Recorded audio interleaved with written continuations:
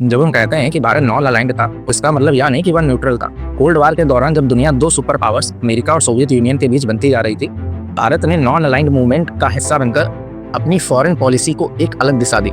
लेकिन इसकी ground reality तो कुछ और ही थी। 1947 में आज़ादी के तुरंत बाद भारत ने यूएसएसआर के साथ डिप्लोमेटिक रिलेशनशिप स्टेब्लिश किया। 1955 में नेहरू की मॉस्को यात्रा और क्रुश्चेव का भारत आना दोनों देशों के बीच एक दोस्ती की स्टार्टिंग थी।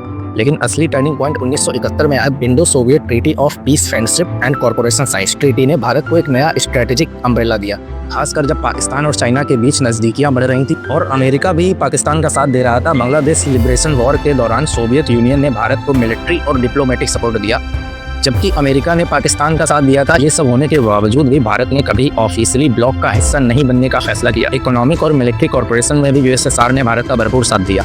भिलाई और बोखरा जैसे स्टील प्लांट, ओएनजीसी से लेकर भेल जैसे इंस्टीट्यूशन सब सोवियत की मदद से ही बने थे।